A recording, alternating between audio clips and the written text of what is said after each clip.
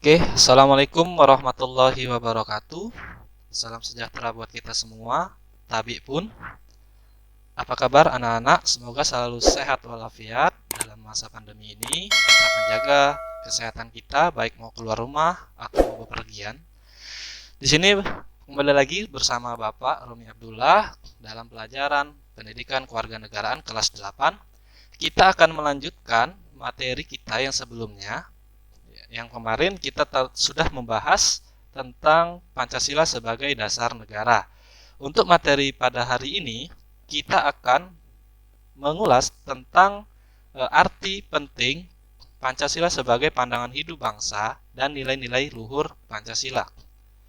5, 4, 3, Oke, kita akan mulai 2, dengan mengucap Bismillahirrahmanirrahim. Kita mulai pelajaran pada hari ini. Pancasila sebagai dasar negara dan pandangan hidup, yaitu dasar negara merupakan landasan dan pondasi negara. Dasar negara juga merupakan cita-cita. Dasar negara dijadikan pedoman dan arah dalam gerak langkah penyelenggaraan pemerintahan negara. Para pendiri negara Indonesia sudah mengatakan bahwa bangsa Indonesia membutuhkan sebuah dasar bagi penyelenggaraan negara. Oleh karena itu, dasar negara biasanya disebut juga dengan ideologi negara. Nah, pada materi pertama kemarin, kita sudah membahas Pancasila sebagai dasar negara, yaitu sebagai dasar bagi penyelenggaraan pemerintahan negara. Nah, pada materi kali ini, kita sebelum membahas tentang Pancasila sebagai pandangan hidup, akan Bapak jelaskan dulu di situ ada ideologi negara. Nah, apa yang kamu ketahui tentang ideologi negara? Ya, ideologi berasal dari kata idea yang artinya ide, konsep, atau gagasan.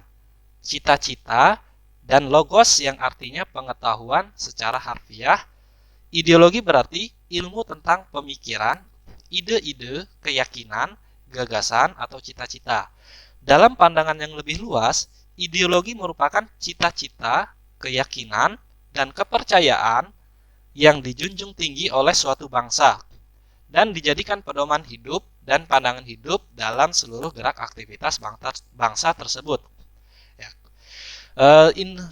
Sebuah bangsa itu tidak akan berdiri kalau tidak ada ideologi. Mengapa demikian?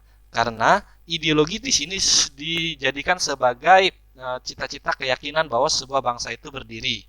Ya, kemarin dasar negara kita adalah Pancasila, berarti ideologi kita adalah Pancasila. Pancasila sebagai pandangan hidup. Sebagai pandangan hidup, sering juga disebut dengan way of life atau yang berarti pegangan hidup, pedoman hidup, pandangan dunia atau petunjuk hidup. Pancasila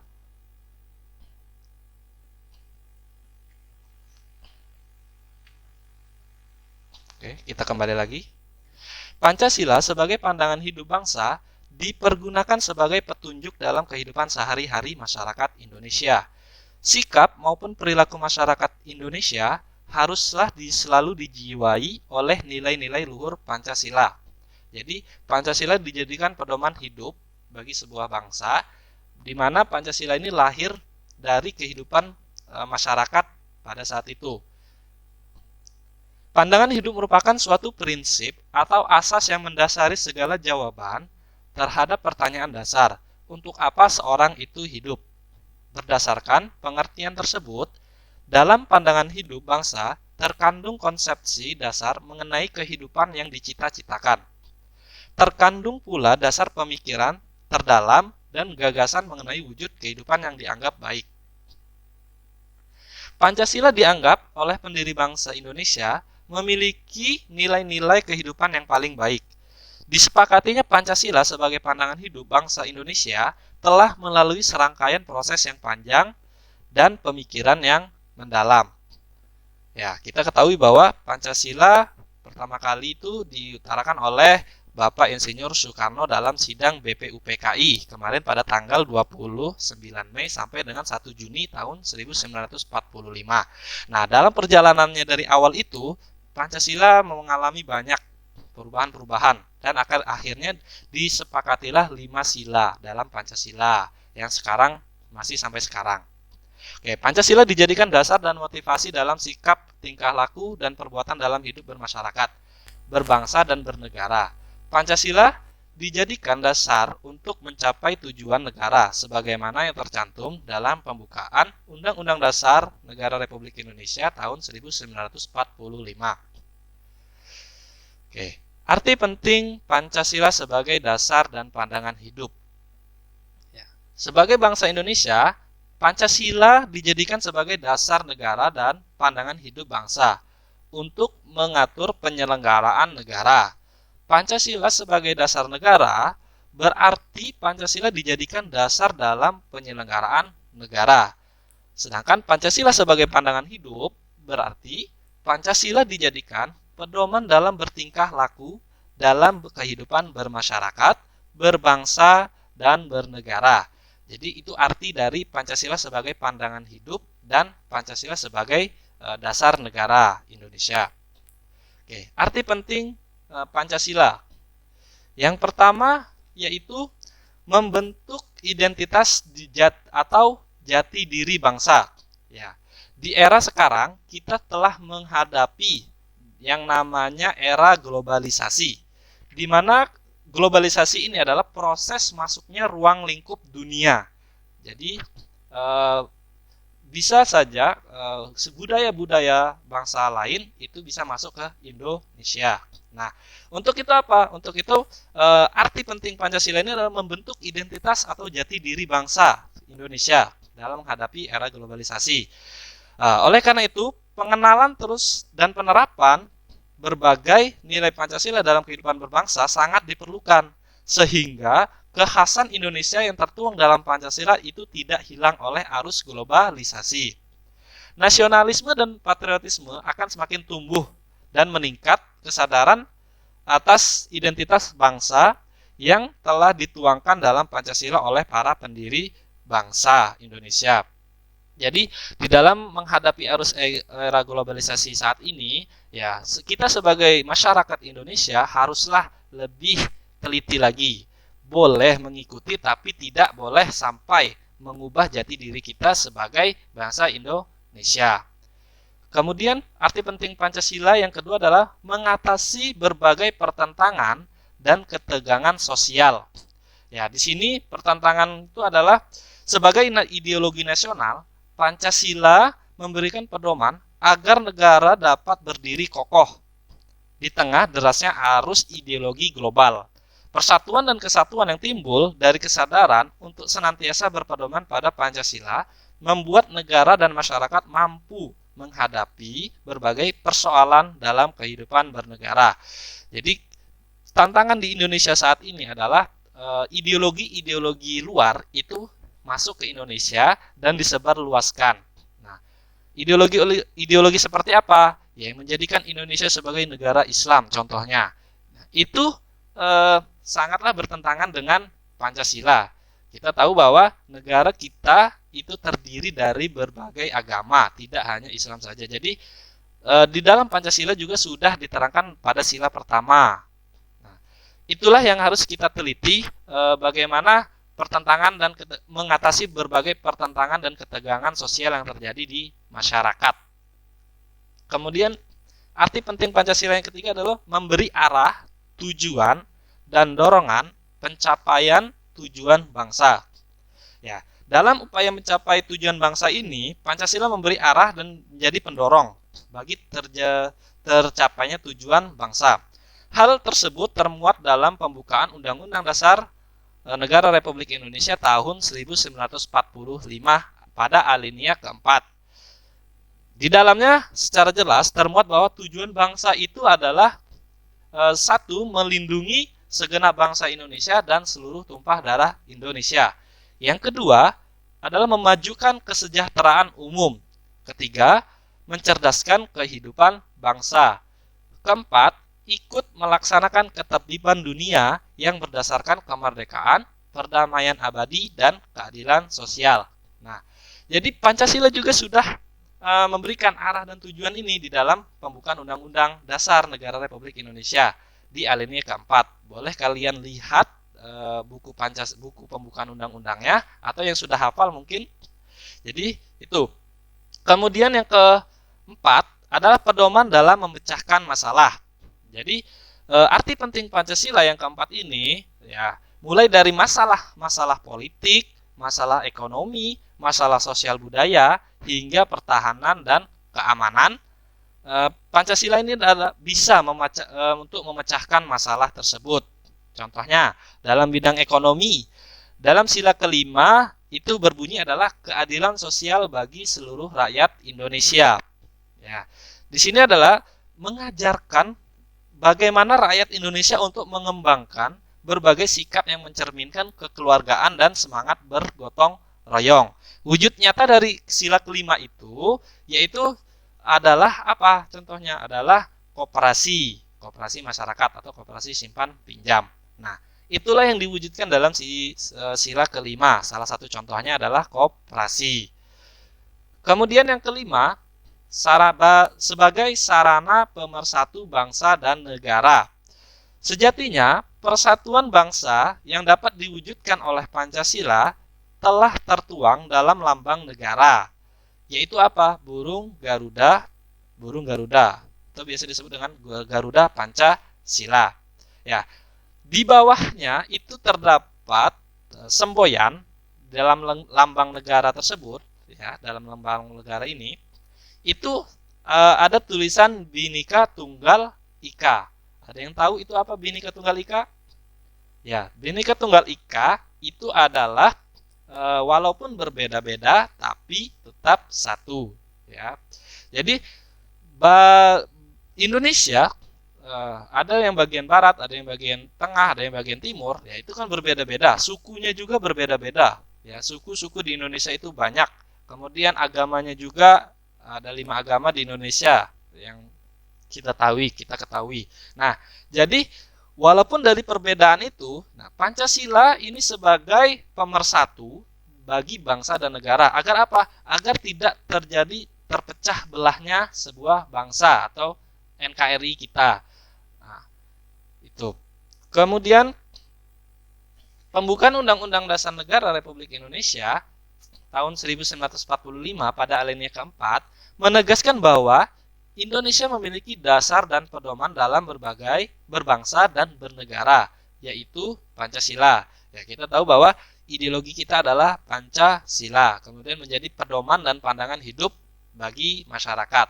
Semua sila dari Pancasila tidak dapat dilaksanakan secara terpisah-pisah, karena Pancasila merupakan satu kesatuan yang utuh dan saling berkaitan.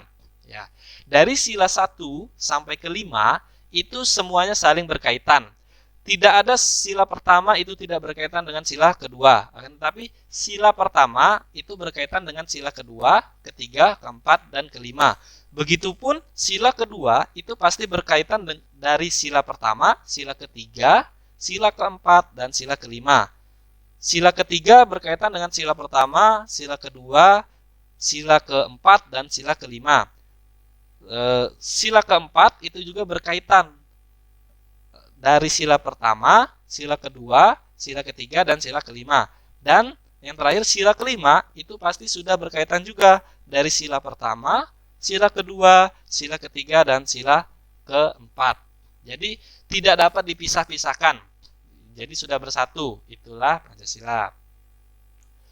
Kemudian sebagai norma hukum, Pancasila juga mempunyai sifat imperatif atau memaksa. Ya, apa itu imperatif? Ya, artinya adalah mengikat dan memaksa setiap warga negara untuk tunduk pada Pancasila. Siapa saja yang melakukan pelanggaran harus ditindak sesuai hukum yang berlaku di Indonesia. Serta bagi pelanggar dikenakan sanksi-sanksi hukum. Nah, di sini adalah Pancasila sebagai pemaksa. Memaksa dalam artian bahwa segala sesuatu yang dilakukan oleh masyarakat di Indonesia itu sesuai dengan Pancasila. Nah, apabila sesuatu yang dilakukan oleh masyarakat itu melanggar, maka itu harus dikenakan sanksi hukum. Ya, contohnya ada yang ingin merubah ideologi bangsa kita. Berarti kan itu sudah menyalahi dari ideologi negara kita, yaitu Pancasila. Nah, apa sanksinya? Ya, sanksinya adalah yang berlaku bagi pelanggar akan diberikan sanksi hukum, ya sesuai dengan hukum undang-undang yang berlaku. Kemudian nilai-nilai luhur Pancasila. Oke. Kita tahu bahwa nilai-nilai luhur Pancasila ada 5. Yang pertama yaitu ketuhanan yang Maha Esa. Kedua, itu kemanusiaan yang adil dan beradab. Ketiga, persatuan Indonesia. Keempat, kerakyatan yang dipimpin oleh hikmat kebijaksanaan dalam permusyawaratan perwakilan. Kelima, keadilan sosial bagi seluruh rakyat Indonesia. Inilah nilai-nilai luhur Pancasila. Baik, penjabarannya akan Bapak terangkan di slide berikutnya. Yang pertama yaitu sila pertama, yaitu ketuhanan yang Maha Esa. Oke. Memberikan kebebasan kepada setiap warga negara untuk melaksanakan ibadah sesuai dengan agama dan keyakinannya masing-masing. Menciptakan kerukunan umat beragama, saling menghormati antar pemeluk agama, dan menyadari bahwa kedudukan dan martabat manusia sebagai makhluk Tuhan adalah sama.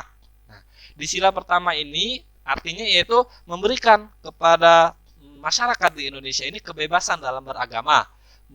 Mereka mau masuk agama Islam, mau Kristen, Buddha, Hindu, dan lainnya. Nah, itu diberi kebebasan, ya. Jadi tidak memaksa. Kamu harus masuk agama si A, kamu harus masuk agama si B, kamu harus masuk agama si C, dan lain-lain. Nah, jadi tidak ada unsur paksaan di sini dalam memilih untuk unsur ketuhanan kita. Jadi keyakinan kita berdasarkan keyakinan yang dimiliki misalnya orang tua kita atau hal-hal yang lain. Nah, jadi bolehkah untuk berpindah agama? Ya boleh, asalkan tidak ada paksaan. Ya, tidak ada paksaan. Jadi pindah agama itu dari keyakinan diri sendiri, ya. Jadi tidak dipaksa oleh orang ketiga atau orang lain yang maksanya kamu harus ikut agama aku dan lain-lain sebagainya, tidak. Jadi saling menghormati itu penting antar pemeluk agama. Kalau tidak, ya pasti sudah pecah bangsa kita ya dari dulu. Kalau agama yang satu merasa dirinya lebih benar, lebih baik, dan lebih ini, itu tidak. Jadi setiap agama itu pasti baik. Ya, setiap agama itu baik. Baik bagi siapa? Baik bagi para pengikutnya. Itu. Nah, adapun contoh perilaku yang sesuai dengan nilai-nilai yang terkandung dalam Pancasila, dalam sila ke-1, yaitu yang pertama, melaksanakan ibadah agama tepat waktu. Ya, yang agama Islam melaksanakan sholat 5 waktu, yang agama Kristen beribadah, ya beribadat dan lain-lain. Dan Hindu, Buddha dan lainnya itu juga melaksanakan ibadah tepat waktu. Nah, itu yang menjadi cerminan kita sebagai masyarakat Indonesia yang hidup di Indonesia. Kemudian memperdalam ajaran agama melalui ceramah keagamaan dan pendidikan agama. Ya, ceramah agama bisa kalian ikuti misalnya di masjid-masjid, ada kegiatan Isra Mi'raj, ya, Maulid Nabi dan lain sebagainya, acara-acara keagamaan itu bisa kalian ikuti. Nah, itulah ajaran agama yang menurut keyakinannya masing-masing. Jadi baik di masjid atau di gereja atau di kelenteng dan lain-lain. Nah, pendidikan agama ini biasanya diajarkan itu di sekolah-sekolah, ya, baik sekolah negeri maupun sekolah swasta. Yang ketiga yaitu selalu berdoa setiap memulai dan mengakhiri suatu pekerjaan atau kegiatan. Ya, sebelum melakukan pekerjaan kita awali dengan baca Bismillah, kemudian diakhiri dengan Alhamdulillah. Itu berarti bukti kita bersyukur kepada Sang Maha Kuasa. Nah, kemudian yang keempat, menghormati pemeluk agama lain. Nah, walau di masyarakat contohnya ada yang beragama lain, agama si A dan si B. Nah, jangan saling bertentangan walaupun berbeda keyakinan. Kalau ingin bermain ya silahkan bermain, tidak ada unsur paksaan juga. Kalau tidak ingin bermain juga. Nah, jadi harus saling menghormati di acara-acara tertentu misalnya, asal jangan acara keagamaannya. Nah, itu. Kemudian memelihara kebersihan dan kemakmuran sarana peribadatan. Ya, setiap ingin beribadah agama apapun pasti tempat ibadahnya itu harus dibersihkan. Ya, di Islam contohnya itu ya masjid-masjid dibersihkan sebelum sholat Jumat contohnya. Itu harus dibersihkan dari najis-najis ya, kotoran-kotoran. Kemudian kita lanjut pada sila kedua, yaitu kemanusiaan yang adil dan beradab. Oke, di sila kedua ini mengandung makna bahwa manusia Indonesia, ya manusia di Indonesia harus selalu menjunjung tinggi harkat dan martabat manusia dengan nilai-nilai keadilan.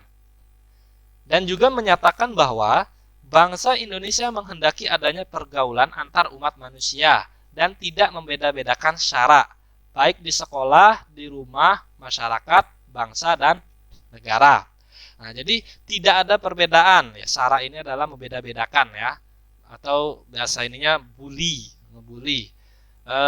Teman si A dan si B berteman, tapi dia tidak mau berteman dengan si C. Kenapa? Karena kulitnya hitam, misalnya. Terus karena dia tidak pintar, misalnya juga bisa. Jadi tidak ada perbedaan di situ, harus adil. Nah, contohnya juga ya dalam kelas itu tadi ya, dalam kelas tidak dibeda-bedakan, berteman dengan siapapun itu, mau itu orangnya gendut, orangnya gemuk, atau orangnya kurus, atau orangnya kulitnya hitam, ya tidak dibeda-bedakan seperti itu. Berteman itu melewat hati ya, bukan lewat fisik ya. Jadi jika ada yang memandang masih fisik, berarti itu bukan teman sejati, berarti tidak adil juga dia ke depannya. Oke, adapun contoh perilaku yang sesuai dengan nilai-nilai yang terkandung dalam Pancasila, sila kedua ini, yang pertama adalah saling mencintai dan menghargai antar sesama manusia. Ya, mencintai ini dalam arti bukan pasangan ya, tapi mencintai dan menghargai antar teman, ya sesama manusia dengan orang tua, hormat menghormati, santun. Kemudian yang dengan yang lebih adik yang lebih kecil, ya kita menghargai, jangan sering dimarahin. Kemudian yang kedua, saling tolong menolong antar sesama manusia. Nah, jika teman butuh pertolongan, ya kita sedia menolongnya sebisa kita, semampu kita. Tapi kalau di luar kemampuan kita, ya kita bicarakan dengan baik-baik. Jangan sampai menyakiti hati teman yang minta tolong tadi. Contohnya mau minjem uang, nah temannya lagi nggak ada uang, terus kita yang minjemnya maksa. Itu juga tidak baik buat kita. Nah, itu contohnya. Jadi saling menolong. Baik itu dalam keuangan atau dalam misalnya dari pelajaran. Bukan menolong di sini menyontek ya. Jadi dalam tolong menolong sini kalau temannya tidak tahu, ya dikasih tahu mana yang tidak tahunya. Bukan menyontek dengan cara menyontek, itu salah. Kemudian yang ketiga, menghormati hak-hak dan kebebasan orang lain ya. Setiap manusia atau setiap masyarakat di Indonesia ini memiliki hak-hak dan kebebasan.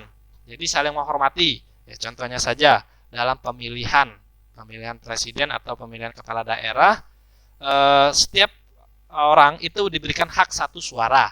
Jadi mereka boleh berhak mau memilih siapa calon yang terbaik menurut mereka, diberi kebebasan, tidak boleh memaksa itu. Atau pas pemilihan ketua OSIS di sekolah, jadi jangan dipaksakan. Kamu harus memilih si A, dia keren, dia laki banget, tidak. Jadi baik laki mau perempuan itu sama saja. Jadi itu hak-hak dari kalian semua. Itu diberi kebebasan, tidak dipaksakan harus memilih si A, si B, dan si C, tidak. Kemudian yang keempat yaitu menjunjung tinggi dan mentaati peraturan atau norma yang berlaku. Ya di sekolah, contohnya ada peraturan sekolah. Apa peraturan sekolahnya? Ya kalian memakai seragam sesuai dengan harinya. Misalnya hari Senin Selasa itu putih biru, Rabu Kamis itu seragam batik sekolah, Jumat itu olahraga atau training, ya hari Sabtu baru pakai pramuka lengkap. Nah, itu mentaati peraturan. Jadi jangan menyalahi aturan. Di hari Senin kalian memakai misalnya baju olahraga karena belum waktunya jam olahraga juga, tidak. Jadi pakailah dulu pakai putih biru. Jangan membuat peraturan sendiri. Kemudian bajunya juga jangan sampai dikeluarkan untuk yang laki-laki. Kemudian tidak memakai aksesoris wanita buat yang laki. Kemudian yang perempuan apa? Tidak memakai make up yang berlebihan. Ya, lipstik dan lain-lain. Itu. Jadi itu mentaati salah satu mentaati peraturan yang berada di lingkungan sekolah. Kemudian gemar melakukan kegiatan-kegiatan sosial, menyantuni fakir miskin atau anak yatim. Ya, biasanya di sekolah kita di SMP 1 ini setiap hari Jumat itu diadakan sodakoh atau infak hari Jumat. Ya, itu nanti di akhir tahun itu akan dibagikan kepada anak-anak yatim dan fakir miskin yang berada di lingkungan sekolah kita di SMP 1 ini. Jadi kegiatan-kegiatan seperti itulah yang mencerminkan bahwa sila kedua ini, dalam sila kedua ini. Oke, kita lanjut. Di sila ketiga yaitu Persatuan Indonesia. Memiliki makna sebagai bangsa Indonesia wajib mencintai tanah air Indonesia dengan tidak berlebihan. Artinya apa? Kita harus mampu menganggap bahwa semua bangsa di dunia memiliki harkat dan martabat yang sama. Oleh karena itu kita wajib menghargai dan menghormati bangsa-bangsa lain di dunia. Oke. Di Persatuan Indonesia ini kita berkaca bahwa pada sebelum kita merdeka, kita sudah dijajah oleh bangsa Belanda dan Jepang. Nah, kita sudah mengalami itu. Jadi apa? Jadi kita tidak mau terulang kembali akan masanya itu tadi, dijajah kembali, tidak mau. Jadi apa? Jadi kita sudah merdeka, kita menghargai bangsa lain atau kita menolongnya jika mampu, ya. Nah, jadi tidak boleh merendahkan derajat bangsa-bangsa lain. Ya, contohnya bangsa si A, bangsa si B dan si C. Tidak boleh kita merendahkan bangsa itu penduduknya dikit, contohnya, atau ekonominya sedang turun, terus mengalami kerusuhan-kerusuhan, itu tidak boleh kita bully atau kita caci, ya. Itu tidak boleh. Jadi bersatu. Ya, Indonesia juga dari awal seperti itu, kita bersatu, akhirnya kita merdeka. Untuk menyatukan segala sesuatu yang berbeda itu sangatlah sulit, tidaklah mudah. Jadi haruslah kita jaga persatuan itu. Kemudian contoh perilaku yang sesuai dengan nilai-nilai yang terkandung dalam Pancasila di sila ketiga ini, yang pertama, selalu mendahulukan kepentingan umum di atas kepentingan pribadi atau golongan. Contohnya kelas kita ada kebersihan misalnya. Nah, kebersihan ini harus semua siswa yang di kelas itu, ya, kebersihan ini semua siswa itu harus melakukan hal yang sama, ya. Kalau bersih-bersih berarti semuanya bergerak, semuanya ikut bergerak. Tidak hanya mengandalkan satu orang, oh si A itu yang nyapu, si B yang ngepel, tidak. Jadi semuanya berbagi tugas. Nah, itu mendahulukan kepentingan umum di atas kepentingan pribadi. Kemudian turut menjaga rasa kekeluargaan dan keharmonisan keluarga, lingkungan masyarakat, dan sekolah. Jadi ya, kita di keluarga menjaga keluarga kita. Kemudian di lingkungan masyarakat dalam bersosialisasi atau bermain dengan teman jangan bermusuhan. Misalnya antar RT, antar RW atau antar lingkungan itu saling bermusuhan, jangan. Jadi harus menjaga kekeluargaan itu. Kalau ada gotong royong ya kita ikuti dan lain sebagainya, atau acara-acara lainnya. Dan di sekolah pun juga seperti itu. Walaupun dari berbeda lingkungan, tapi kan di satu sekolah berarti kalian adalah keluarga atau kakak adik di sekolah. Jadi harus saling menjaga, tidak saling menyakiti. Jangan ada teman yang disakiti, kalian malah dicie-ciein. Ya, jangan seperti itu. Jangan diejek, ya. Kemudian menghormati lambang-lambang identitas nasional seperti lambang negara, lagu kebangsaan, bendera nasional, mata uang, dan lain-lain. Nah, di sini jangan sampai kita merusak, ya, identitas negara kita. Misalnya bendera kita diubah menjadi apa, misalnya, itu tidak boleh. Kemudian lagu negara kita, lagu kebangsaan kita itu ditambah-tambahkan, ya, tidak boleh juga itu, ya, seperti itu. Kita harus menghormati, ya, itu. Kemudian menggunakan produk dalam negeri, ya. Dalam negeri ini agar apa? Agar usaha-usaha di dalam negeri ini semakin maju, ya, bisa bersaing oleh produk-produk dari luar negeri, ya. Tuh. Kemudian yang terakhir, mau bergaul dengan siapa saja tanpa membedakan syara. Nah, ini tadi kata Bapak, yang sila ketiga pasti juga berhubungan dengan sila pertama. Tidak membedakan syara di sini, tidak boleh kita berteman itu mengandalkan fisik. Misalnya temannya lebih gemuk dari dia, nggak mau berteman. Tidak cantik, tidak ganteng, nggak mau berteman. Atau lebih hitam juga tidak mau berteman. Jangan seperti itu. Jadi semua teman sama, ya, jangan seperti membeda-bedakan. Itu tidak boleh. Kemudian yang keempat, sila keempat yaitu kerakyatan yang dipimpin oleh hikmat, kebijaksanaan dalam permusyawaratan perwakilan. Nah, di sila keempat ini mengandung makna bahwa dalam menyelesaikan masalah sebaiknya dimusyawarahkan.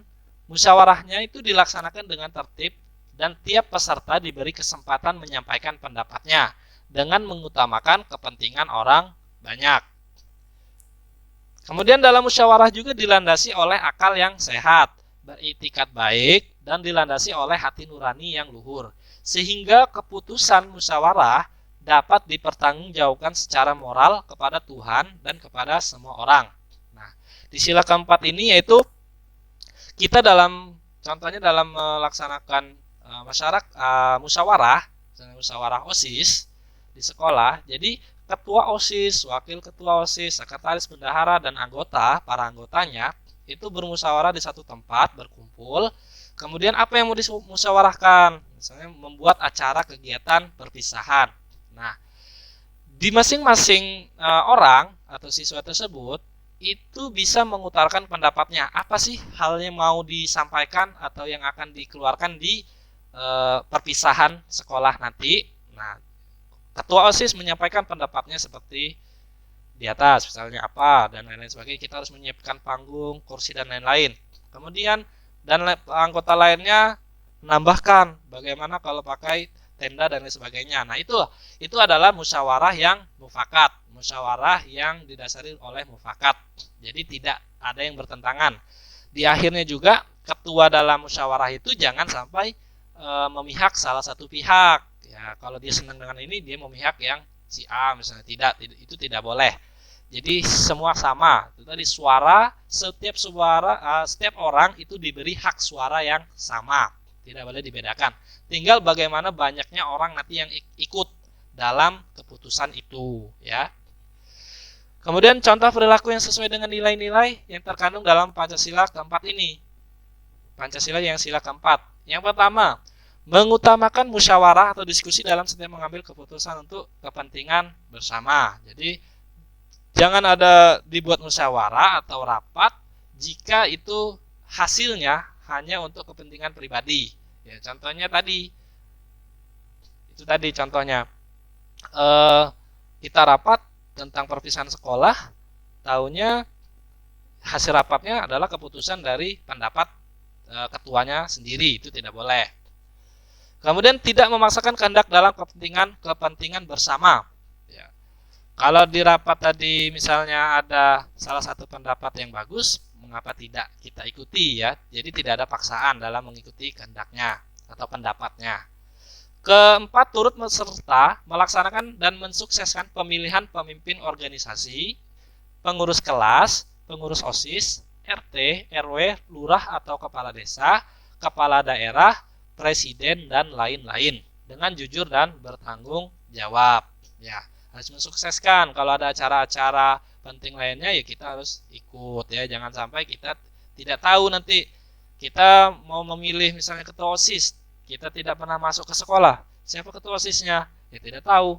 Jadi kita memilih siapa? Nah, itu jangan sampai seperti itu. Kemudian yang terakhir yaitu keadilan sosial bagi seluruh rakyat Indonesia.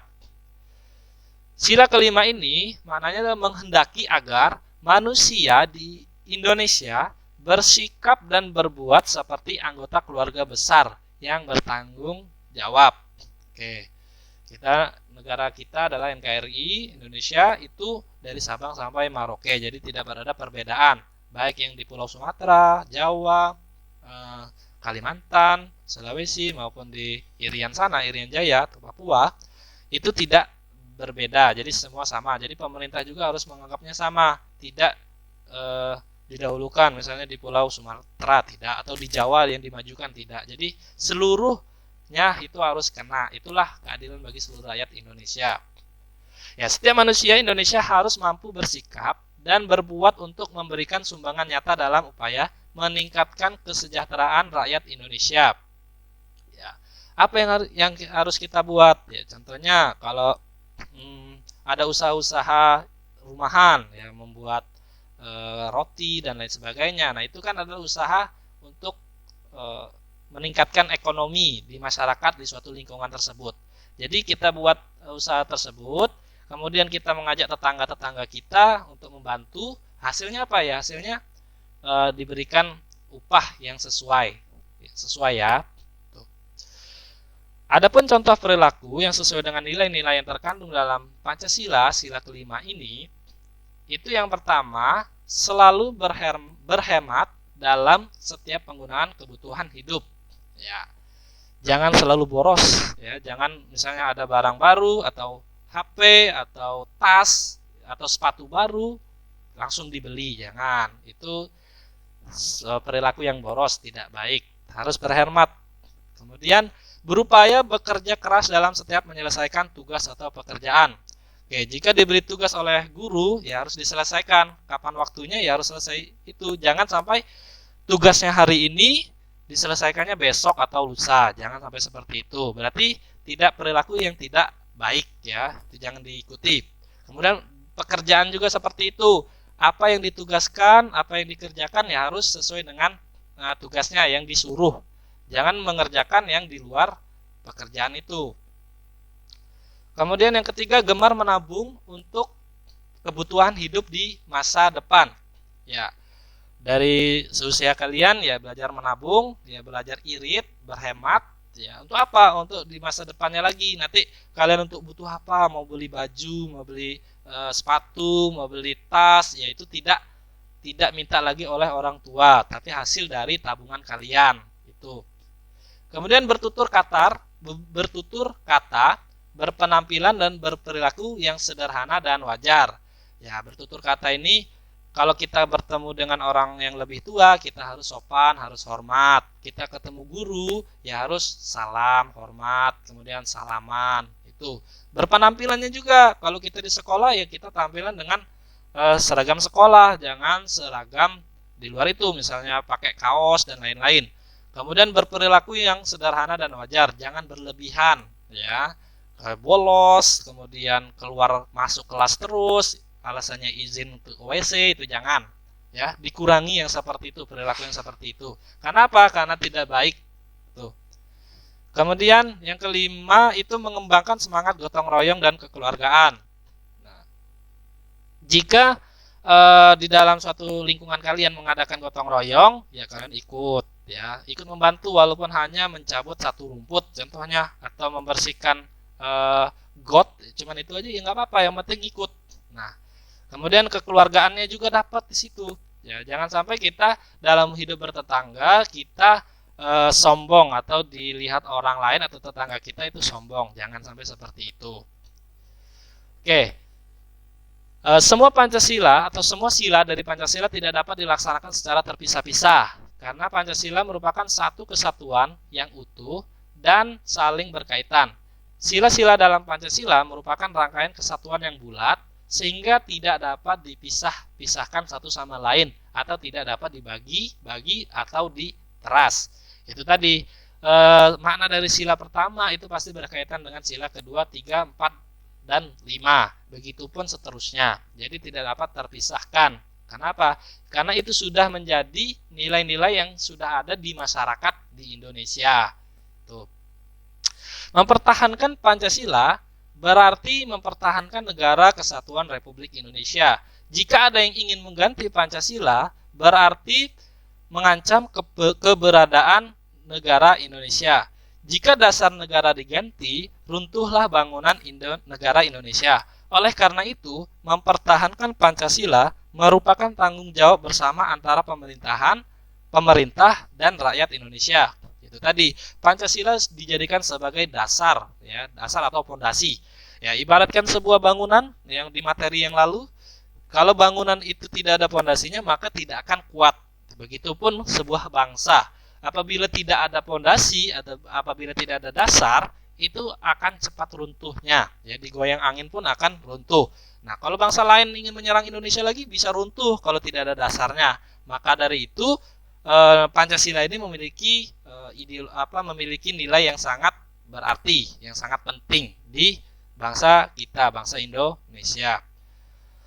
Oke, sekian materi kita pada hari ini ya. Semoga kalian paham dan mengerti dalam materi kita yang Bapak jelaskan tadi.